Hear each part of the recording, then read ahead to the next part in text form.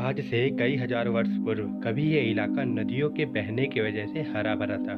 आज यहाँ सिर्फ रेत है और यह इतना बड़ा है कि मुंबई जैसे न जाने कितने शहर बस सकते हैं, जिसे हम थार के मरुस्थल के नाम से जानते हैं।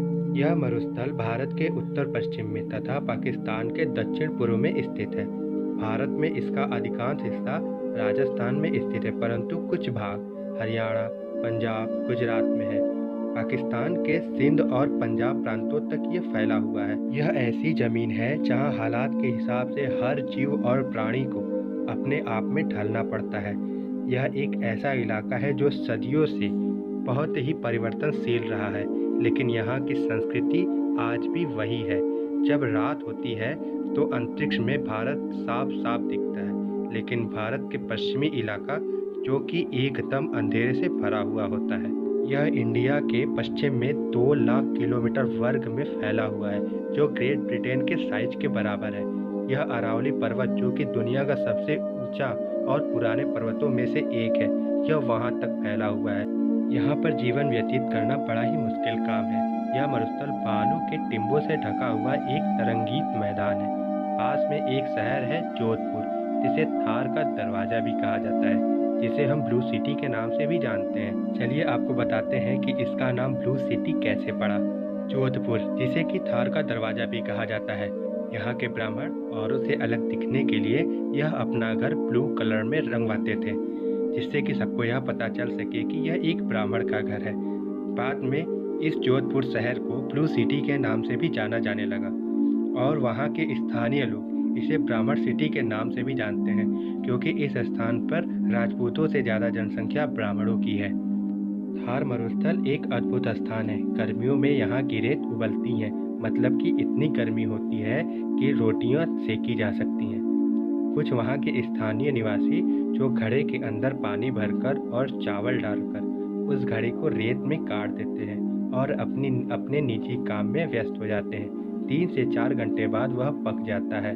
इस मरुभूमि का तापमान 52 डिग्री सेल्सियस नापा गया है, जो कि छांव में नापा गया है, पर रेत के 2 मीटर अंदर तक इसका तापमान 75 से 81 डिग्री तक मापा गया है। जबकि इस रेत की खासियत यह भी है कि सर्दियां आते ही यह बहुत ज़्यादा ठंड हो जाती है, जिसके कारण यहाँ का तापमान शून्य से भी नीचे चला जाता है।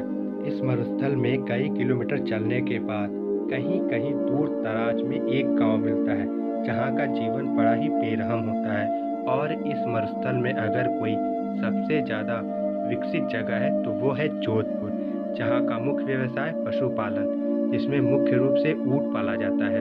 क्योंकि ऊँट को राजस्थान के रेत का जहाज भी कहा जाता है, क्योंकि यहाँ जितना भी व्यापार होता है वह व्यापार ऊँट के सहारे ही होता है। यहाँ पर जितने भी प्रवासी घूमने आते हैं उन्हें ऊँट की ही सवारी करनी होती है। राजस्थान के मरु समारोह बड़ा ही प्रसिद्ध त्यौहार है। यह समारोह फरवरी के पूर्णमासी के दिन पड़ता है। यह समारोह 3 दिन तक चलता है।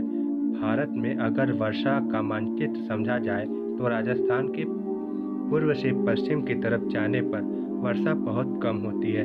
थार के मरुस्थल में वर्षा बहुत कम होती है। यहाँ पर कई वर्ष बीत जाने के पर भी एक बूंद भी वर्षा नहीं होती।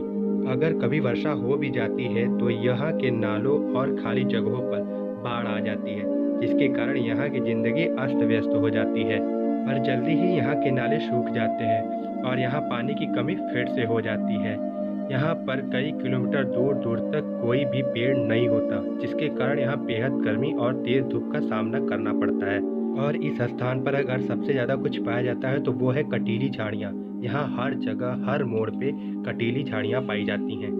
वैज्ञानिकों का कहना है कि थार का मरुस्थल पहले ऐसा नहीं था। आज से 10,000 साल पहले हिमालय की नदियाँ यहाँ से होकर गुजरती थीं और हिंदू शास्त्र में भी यह बताया गया है कि सरस्वती नदी थार से होकर गुजरती थी। लेकिन जैसे जैसे यह स्थान ऊंचा होता गया, यहाँ की नदियाँ भी दूर होती गईं और विलुप्त हो गईं। और साथ ही आज से बसे 10,000 साल पहले गांव और शहर भी विलुप्त हो गए, लेकिन उनके निशान आज भी पाए जाते हैं। थार के पश्चिम इलाके में ही इंडिया पाकिस्तान का बॉर्डर भी है, जिसकी लंबाई 1000 किलोमीटर तक है। आपको बता दें कि ऊँट की सवारी वाली सेना पूरे दुनिया में केवल भारत में ही पाई जाती है। यहाँ के ऊँट आज से 6 करोड़ साल पहले इस ऊँट की लंबाई एक खरगोश इतनी बड़ी थी, पर धीरे धीरे समय और हालात बदले और यह एक विशालकाय जीव का रूप ले लिया। यहाँ के ऊँट 500 किलोग्राम तक का वजन और रेगिस्तान में 6 घंटे तक का सफर लगातार कर सकते हैं। यहाँ इंद्रलोक नाम का एक रेगिस्तानी पेड़ पाया जाता है, जो दुनिया के सबसे ऊंचे पेड़ों में से एक है। कुछ लोग का मानना है कि यह दुनिया का सबसे ऊंचा पेड़ है, लेकिन ऐसा अभी सिद्ध नहीं हो सका है। थार के मरुस्थल के बीच में पहाड़ी पर बना है जैसलमेर का किला, जिसे भाटी राजपूतों द्वारा बनवाया गया था। इसे 1156 में बनवाया गया था और इस किले की सबसे बड़ी बात यह है कि इसे कम से कम पानी और चूने से बनवाया गया था, जो कि आज के समय में बनना बहुत ही मुश्किल काम है। इसे गोल्डन फोर्ट के नाम से भी जाना जाता है। यह दुनिया का एक ऐसा किला है जिसके अंदर आज भी लोग अपना जीवन व्यतीत कर रहे हैं। 1947 में इस किले की पूरी जनसंख्या 45,000 थी और आज इस किले की जनसंख्या पूरी 5 लाख हो गई है। इससे साबित होता है कि यह पूरे विश्व का एक ऐसा किला है जिसके अंदर लोग आज भी अपना जीवन व्यतीत कर रहे हैं। अगर आपको मेरा वीडियो अच्छा लगा हो तो प्लीज़ इसे लाइक, सब्सक्राइब एंड शेयर जरूर करिएगा। जय हिंद।